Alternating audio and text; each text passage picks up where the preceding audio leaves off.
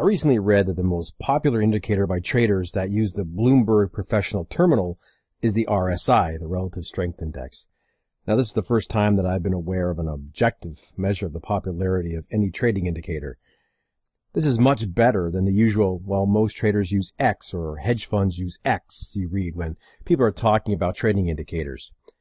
I will repeat what I've said in many trading articles and videos, that an indicator just indicates, and you must also be tuned into price action and price structure. If an indicator indicates a buy, but long-term resistance is directly overhead, a winning trade is not the higher probability result unless there's strength on the break. Now, NetPicks designs all of its trading systems with an eye towards keeping the big picture as well as the chart story in mind. Now, anybody who attempts to sell you a trading system where you just plug and play ignores the indicators just indicate truth. In 1978, there was an article published in Commodities magazine by Wells Wilder where the RSI was introduced to the public. It was followed up in a book by him called New Concepts in Technical Trading Systems. It's a bounded momentum oscillator that fluctuates between a top level of 100 and a bottom level of 0, which allows traders to use it as an oversold, overbought indicator. The popular settings to measure the overbought or oversold of an instrument is 80-20 and 70-30. The RSI oscillates using a calculation that compares the relative strength of gains in price of days that close above previous day's close, up days, to the price loss on days that close below the previous day's close, the down days. Now, to aid in that calculation, Wilder suggested a look-back period of 14 be used. Now, like virtually every indicator, you can tweak look-backs and the levels, and again, like every other indicator, there's no magic setting that's going to produce a holy grail in terms of trading success. When changing the look-back period for your trading instrument, try to line up the RSI turning points at the 80-20 or 70-30 lines with the turns in the market. Now, if you choose to optimize, you may want to test if the time spent doing so actually equates to a significant and proven edge to your trading system. Now, a longer look-back period will ease off on the volatility of the RSI, where a shorter look-back will see more volatility in the indicator. Well, the bottom line is we're using the relative strength indicator to indicate the strength in the market as well as the potential for a turn in the market. Now, in the original article by Wilder in 78, the usage of the RSI in terms of oversold, overbought was not the focus.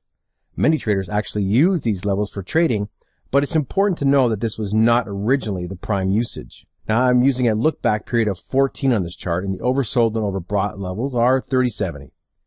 Now, it's easy to see that if you were to start looking to short once we went overbought at number 1, you'd be disappointed. Even when we dip below at number 2, price remains in a range and would easily chop an undisciplined trader to pieces. Price eventually does drop, and we enter the oversold area at number 3. At oversold levels, the market is theoretically ripe for a reversal, but the market continued falling even though we were oversold and even when the RSI was starting to angle upwards. Remember that a market in overbought, oversold can also be considered a strong market, and looking for a trade simply because the RSI points to either of those conditions does not mean that a trade is imminent.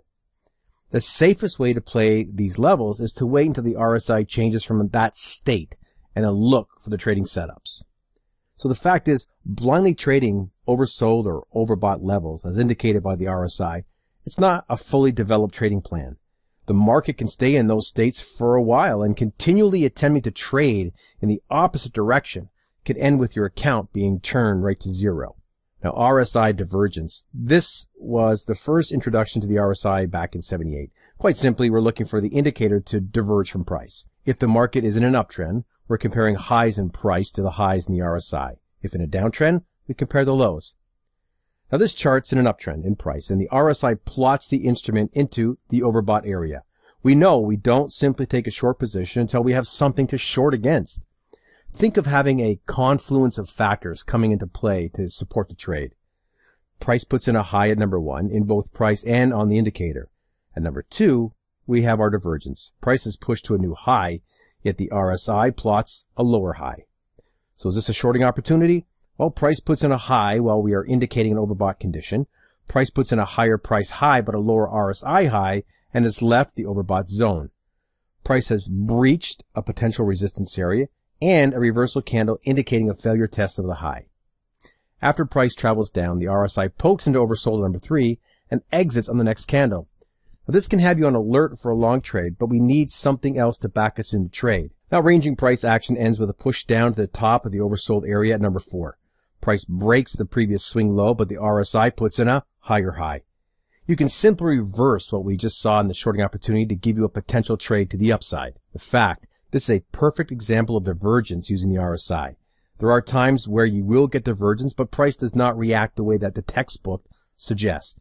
It's important to have supporting variables to your trading, and that is where knowledge of structure and price action will serve you very, very well. Now, RSI failure swings. This is an interesting use of the relative strength indicator, and it may appeal to some traders. We don't use the price portion of the chart, and we just focus on the swings of the RSI. Well, that's the idea. However, you may find it easier on the psyche to align these signals with what the price is actually telling you. Number 1, RSI hits overbought, exit the overbought zone, puts in a lower swing high, and the trade is when the RSI breaks the low as outlined with a black line. Number 2, we drop into oversold and remain there for quite a while. RSI exits, and there's a small swing that plots, and the trade is at the break of the high. Number 3, the overbought zone is exited. RSI puts in a lower swing high. Trade is at the break of the low, as indicated. So the first trade has you short, and you're going to sit through some sideways price action. Given the momentum move down and a lack of immediate follow-through, this could frustrate many traders. The second trade works right from the outset, in that there is direct action in your favor. Proper trade management would be vital, especially since price was in a downtrend when you entered. Third trade would be extremely painful to sit through. You enter in a range, and even when it eventually does break, price exhibits a strong rally back to the same zone. So the fact is, you may want to do extensive testing on this type of trading. Even from this brief example, you can imagine the host of issues that could crop up that may be avoided if you were tuned into price action and important structures. This reminds me of the traders who trade the CCI, the Commodity Channel Index indicator, and pay little attention to price. The Relative Strength Index has quite a few uses that, while not perfect, it does have potential in a well-thought-out trading system. I'm not surprised that it's popular, but like most indicators, if not all, it's not plug it in and let it trade for you. The simplicity and the apparent robustness can be intriguing for further testing. Now, perhaps there is merit to slightly optimizing so the oversold, overbought of the indicator lines up with recent swings in the market. This would probably be something you'd want to do on the higher time frame charts, the daily, the weekly, as intraday has many more swings to contend with. There are other popular look-back periods on the RSI, such as the 9 and the 25, but again, this is something that you're going to want to test before implementing it in your trading. I must continue to say that no indicator, regardless of the hype and the promise, is foolproof. You certainly can design some extremely powerful trading systems using them, but ensure that structures such as important swing levels and other structures as well as price action is taken into account.